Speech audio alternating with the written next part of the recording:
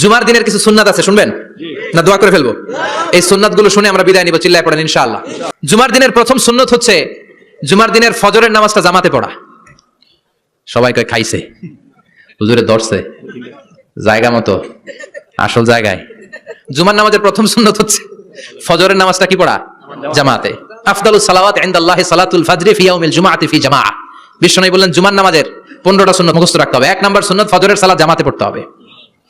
2 নামাজ মুনাফিকদের কাছে সবচেয়ে কঠিন, একটা হচ্ছে ফজরের নামাজ আর একটা এশার নামাজ। এক আলেমকে জিজ্ঞেস করা হলো ফজরের বাতাসটা এত ঠান্ডা আর স্নিগ্ধ কেন? আলেম উত্তর দিয়েছিল কারণ ফজরের বাতাসে মুনাফিকদের নাকের দুর্গন্ধ মিশে না। ফজরের বাতাসটা স্নিগ্ধ, ফজরের সময় আল্লাহ ওয়ালাদের আনাগোনা, মুসল্লিদের আনাগোনা, ইসলামের পক্ষের শক্তির আনাগোনা, চিল্লায় বলেন ঠিক কি না? মসজিদে নববীতে জুমার নামাজের দৃশ্য আর ফজরের নামাজের দৃশ্য ছিল এক। বাংলাদেশে ফজরের নামাজের দৃশ্য আর জুমার নামাজের দৃশ্য এক নাকি? ফজরের নামাজের সময় মুসল্লি নাই, এক কাতার হয় না, আর জুমার নামাজে পাক্কা মুসল্লি দেরি করে গেলে বারান্দায়ও জায়গা পায় না। ঠিক কথা কোন? তাহলে ফজরের নামাজটা আমরা জামাতে পড়বো ইনশাআল্লাহ। ইনশাআল্লাহ এত আসতে ইনশাআল্লাহ, আরো জোরে পড়েন ইনশাআল্লাহ। মনে থাকবে। 2 নম্বর সুন্নাহ হচ্ছে আসওয়াক, মেসওয়াক করা। মাতহারাতুন লিল ফাম মারদাতুন লির রাব। মেসওয়াক করলে দাঁত পরিষ্কার থাকে, আল্লাহ খুশি হয়ে যায়।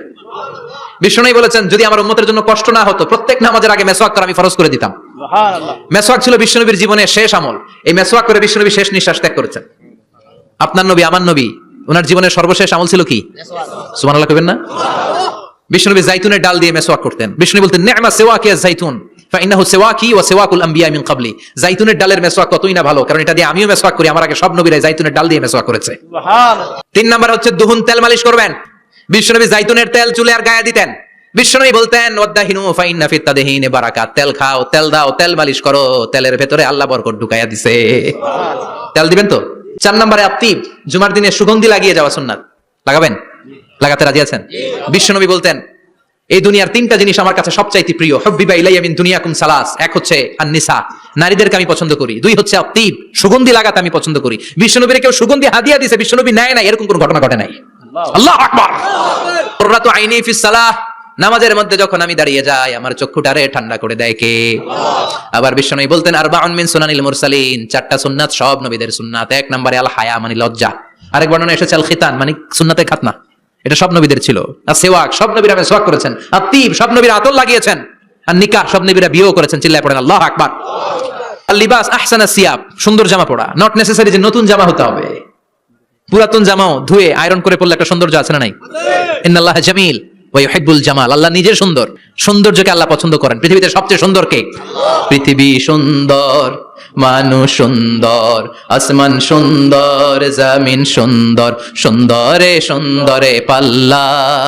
জানি না কত সুন্দর তুমি আল্লাহ, জানি না কত সুন্দর তুমি আল্লাহ। সুবহানাল্লাহ পড়েন।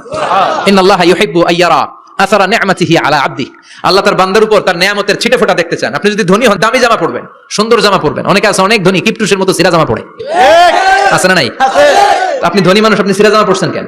আপনার যে সম্পদ আছে এটার বহিঃপ্রকাশ আল্লাহ দেখতে পছন্দ করে। আপনাকে যে আল্লাহ কি নাজ নিয়ামত দিয়েছে, অহংকার ছাড়া স্বাভাবিক বহিঃপ্রকাশ আল্লাহ দেখতে পছন্দ করে। কোন সুবহানাল্লাহ। এরপরে তো ইকসারুস সালাহ আলান নবী, বিশ্বনবীর উপর বেশি বেশি দুরূদ পড়া।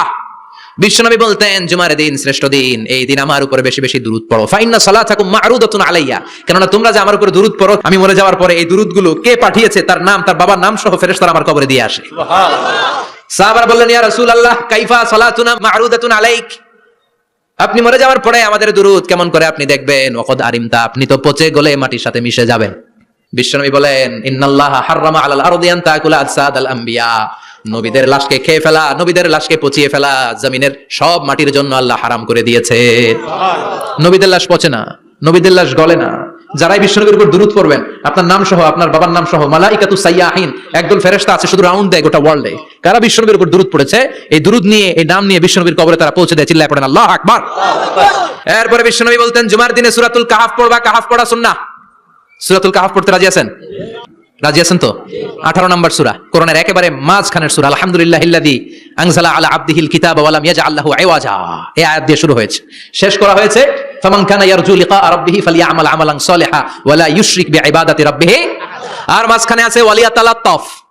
হাফেজ সাহেবরা উত্তর দাও, মাঝখানে আছে কি? কথা কোন? ওয়ালিয়াতালাত্তাফ একটা শব্দ আছে সূরা কাহফের মাঝখানে। কোরআনের সব জায়গায় এক ফন্টে আয়াতগুলো লেখা, কিন্তু ওয়ালিয়াতালাত্তাফ মোটা করে লেখা আছে না? ডবল ফন্টে লেখা, মোটা, কারণ এটা কোরআনের একেবারে মাঝখানে অবস্থিত এই শব্দটা ওয়ালিয়াতালাত্তাফ। এর আগে যত শব্দ এর পরে তত শব্দ, এর আগে যত কোরআনের অক্ষর এর পরে তত অক্ষর। সুবহানাল্লাহ বাড়িতে গিয়া বিষ্ণু বললেন সূরাতুল কাহফ যে তেলাওয়াত করবে ইয়াকুনু লাহু নূর, এই সূরাতুল কাহফ কিয়ামতের দিন তার সামনে বিশাল একটা আলো হয়ে আসবে, এই আলো দিয়ে পুলসিরাত পার হয়ে ওই বান্দা জান্নাতের ভেতরে ঢুকে যাবে। আবার বিষ্ণু বলেন যারা সূরাতুল কাহফের প্রথম 10 আয়াত তেলাওয়াত করবে জুমার দিন, শেষের 10 আয়াত যারা জুমার দিন তেলাওয়াত করবে দাজ্জালের ফিতনা থেকে তাদেরকে মুক্ত রাখবে কে? সুবহানাল্লাহ পড়বেন না? সূরাতুল কাহফ দিয়ে সকাল শুরু করতে রাজি আছেন? সবাই রাজি? এরপর আত-তাবকির ইলাল মসজিদ, মসজিদে আগে আগে যাওয়া সুন্নাত। আগে যিনি যাবে উনি কি পাবে? তারপরে গরু, তারপরে বকরি, তারপরে মুরগি, মুরগির পরে ডিম না আন্ডা? আল মাশিউ আলাল ইকদাম, বিষ্ণু বললেন হেঁটে হেঁটে জুমার নামাজে যাওয়া সুন্নাহ। রিকশা, হুন্ডা, সাইকেল, সিএনজি দিয়ে গেলেও হবে, কিন্তু হেঁটে হেঁটে গেলে সওয়াব বেশি না কম? প্রতি কদমে কদমে আমলনামায় সওয়াব দিয়ে দিবে কে? এরপরে বিষ্ণু বললেন আদামু তাখাত্তি রিকাবান নাস, মানুষের ঘাড় ডিঙ্গিয়ে সামনে না যাওয়া সুন্নাহ। অনেকে জুমার দিন আসে সবার শেষে বসতে চায় সামনে, এরকম ডাকাইত আছে না নাই? বিষ্ণুনবী জুমার খুতবা দিচ্ছেন, হঠাৎ এক সাহাবী সব সাহাবীর ঘাট ডিঙ্গিয়ে ডিঙ্গিয়ে সামনে আসতেছে বুলেটের মতো। বিষ্ণু বললেন থামো, এজেলেস বসো মিয়া, ফাকাদ আযাইতা ওয়া আনাইতা, আসছো দেরি করে আবার মুসল্লিদেরকে কষ্ট দিচ্ছ। যেখানে জায়গা পাবেন ওইখানে বসবেন, মানুষের ঘাট ডিঙ্গিয়ে সামনের কাতারে যাওয়া এটা ঠিক না। এজন্য জুমার দিন আগে আগে আসার চেষ্টা করবেন। রাজি আছেন তো? এরপরে বিষ্ণু বললেন দুখুলুল মসজিদে রাকাতাইন, জুমার নামাজের দিন মসজিদে ঢোকার পরে 2 রাকাত পড়া সুন্নাত। কয় রাকাত? রাজি আছেন? কবলাল জুমা বাদাল জুমা, অনেকে প্রশ্ন করে বাদাল জুমা 4 রাকাত, মসজিদে পড়লে 4, ঘরে পড়লে 2, কিন্তু কবলাল জুমা সুনির্ধারিত নয়, অনির্ধারিত। মা কদ খুদ্দিরা লাগ, যত আপনার তৌফিকে কুলায় 2 রাকাত করে করে 2, 4, 6 ইমাম সাহেব খুতবা দেওয়ার আগ পর্যন্ত। আপনি যদি আধা ঘন্টা আগে যান আপনি 10 রাকাত পড়তে পারবেন। চিল্লায় বলেন ঠিক কি না? এরপরে বিষ্ণু বলেন ইনসাত, চুপ থেকে খুতবা শুনবা। জুমার খুতবার সময় কথা বলা যাবে নাকি? কথা কোন? বিষ্ণু বললেন তোমার সামনে কেউ কথা বলতেছে, তুমি যদি বলো চুপ করো, এটাও তুমি খারাপ কাজ করছো।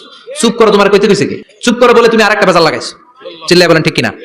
তাহলে জুমার নামাজে কথা বলা যাবে না, কেউ কথা বললে চুপ করো, এই কথাটাও বলতে বিষ্ণু নিষেধ করেছেন। চিল্লায় বলেন ঠিক কিনা?